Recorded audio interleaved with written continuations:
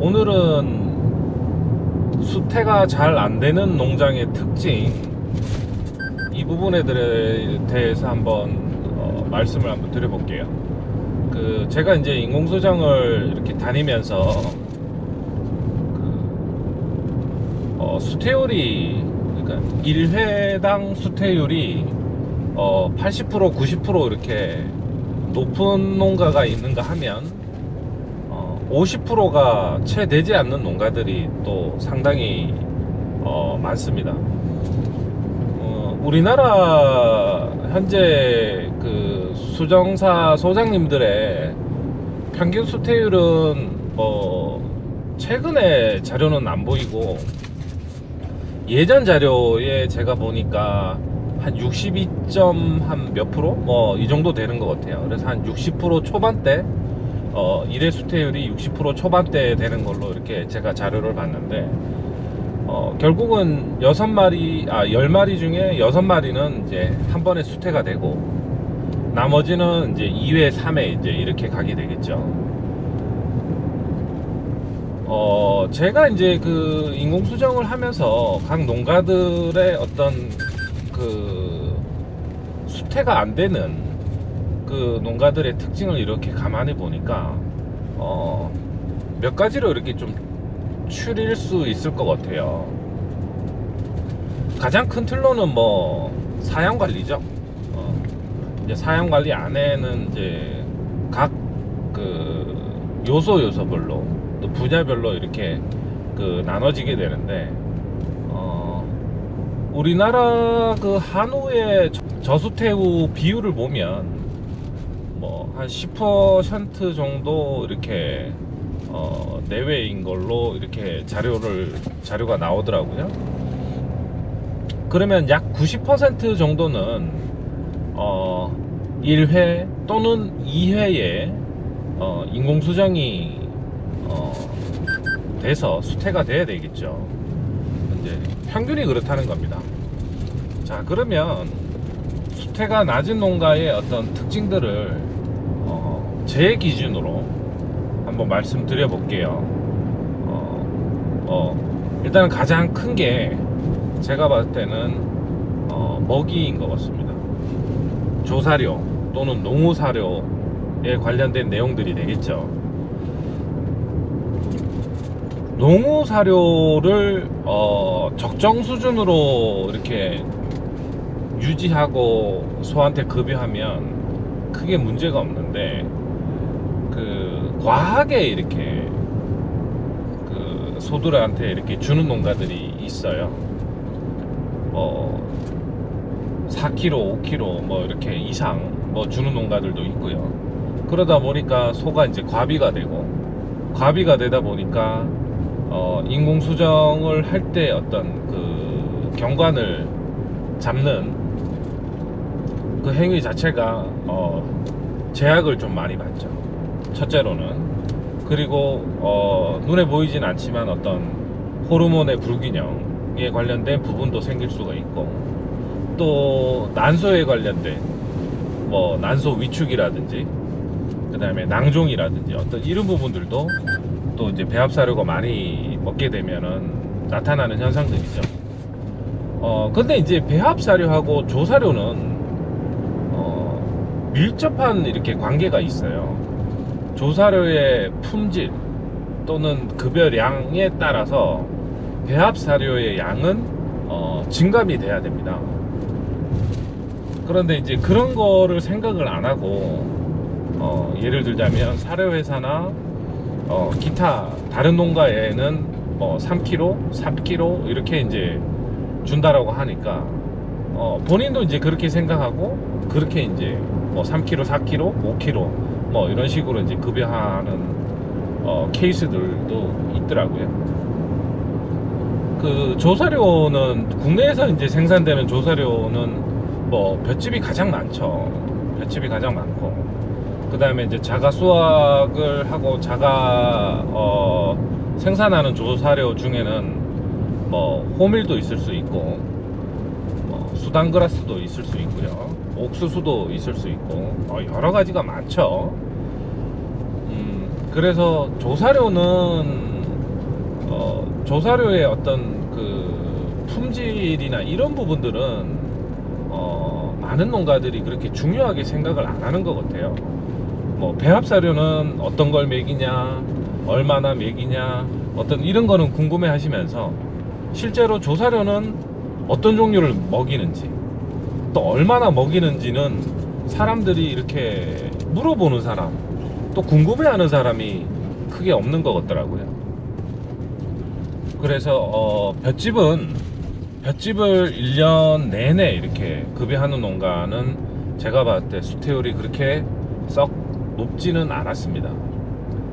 결국은 뭐냐면 볏짚의 어떤 영양가적인 부분, 그 다음에 품질에 관련된 부분이 그렇게 소한테는 아주 이로운 조사료는 아닌 것 같아요. 그래서 저 같은 경우는 겨울철에는 볏짚을 먹입니다. 저도 볏짚을 먹이고 또 일부 먹이죠. 그리고 이제 봄에 미리 확보해둔 이제 라이그라이스를 자유급여를 하는데 번식구 기준으로 말씀을 드리자면 조사료는 다양한 종류를 최대한 좀 이렇게 자유급여할 수 있는 양만큼 많이 주시면 좋을 것 같아요. 그렇게 주면 소들이 풀만 먹어도 BCS를 유지를 하고 또 그 양에 따라서 질에 따라서는 조사료에 따라서도 살이 찝니다. 그러면 거기에 맞춰서 배합사료 양도 줄이면 좋겠죠. 그래서 수태가 잘 안 되는 농가의 첫 번째는 농우 사료를 많이 주고 또 그 다음에 조사료를 적게 주면서 또는 품질이 낮은 조사료를 주기도 하고요. 또는 1년 내내 볏짚만 이렇게 먹이는 농가 같은 경우는 추가적인 영양 공급이나 이런 거 없는 상태에서는 수태율이 그렇게 썩 높지는 않았습니다. 그래서 배합사료하고 조사료에 대한 어떤 부분, 뭐 복잡하게 사실은 얼마를 먹이냐 이런 거를 너무 따지지 말고 좀 제가 봤을 때는 우리 사람도 제철 음식을 먹으면 뭐 건강하고 몸에도 좋다 그러지 않습니까? 그래서 소들도 좀 제철에 나오는 어떤 조사료의 종류를 좀 다양하게 해서 좀 많이 급여했으면 좋을 것 같아요. 그래서 거기에 맞춰서 배합사료의 양도 가감해 가면서 그렇게 주시면 적절한 체형도 유지하면서 발정도 잘 오고 수태도 잘 오는 어떤 그런 상태가 되리라고 저는 생각을 하고요. 두 번째는 저수태우 농가의 어떤 특징 중에 또 두 번째는 뭐냐면 발정 관찰입니다. 이상한 게 아니죠. 수태율이 낮은 농가를 보면 발정 관찰을 잘 못합니다. 아침 저녁 또는 뭐 이렇게 낮 시간대 또 밤 시간대 이렇게 한 서너 번 정도는 이렇게 좀 농장을 쭉 봐줘야 되는데 그렇지가 않아요.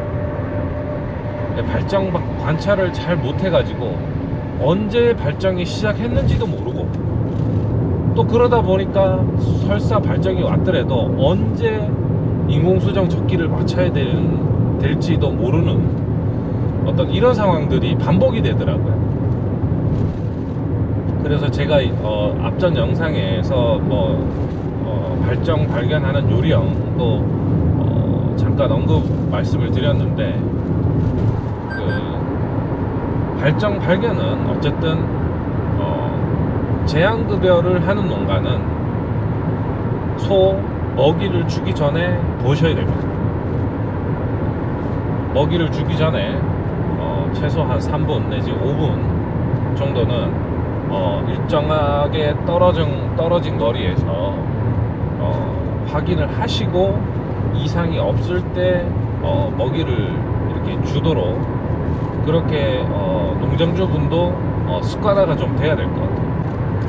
그래서 제가 봤을 때는 가장 그 수태율에 영향을 미치는 부분은 제 생각에는 조사료와 배합사료의 어떤 급여량, 그 다음에 어떤 품질, 이런 부분, 그 다음에 발정 관찰에 대한 어떤 주인의 노력, 이런 부분들이 수반이 돼야 수태율이 좀 올라갈 수 있다라고 생각이 들고요. 그 수태율이 어쨌든 60% 이하, 평균 60%, 1회당 수태율이 평균 60% 이하로 떨어지게 되면 본인 농장의 어떤 사양 관리에 대한 부분, 이 부분이 어느 부분이 분명히 부족한 부분이 있을 겁니다. 그래서 그 부분을 항상 챙기시고, 소는 초식동물입니다. 초식동물이고, 초식동물이라는 그 생각을 꼭 명심을 하셔야 될 것 같아요. 그래서 배합사료가 주가 아니고 조사료가 주다, 이 생각을 꼭 가지고 있었으면 좋을 것 같아요. 오늘은 수태율이 낮은 농가의 어떤 특징, 간단하게 제가 두 가지만 말씀을 드렸는데요. 물론 다른 부분들도 뭐 여러 가지가 있을 수 있을 것 같아요. 수태율에 관한 어떤 제가 드리고 싶은 말씀은 좀 여러 가지가 있어요. 수정사 농장의 어떤 수태율은 얼마나 나올까, 뭐 이런 부분들도 있고, 계절에 따른 어떤 수태율은 또 어느 정도 변화가 있을까, 뭐 이런 내용들도 있을 거고, 그런 부분들은 또 다음 영상에서 제가 이렇게 준비할 수 있으면 준비해서 다음 영상에 한번 또 수태율에 관련된 내용들, 이론적인 부분이 아닌 현장에서 실제로 일어나고 있는 부분들을 기준으로 해서 제가 다음 영상에서도 수태율에 관련된 부분들은 한번 또 다뤄보도록 그렇게 하겠습니다.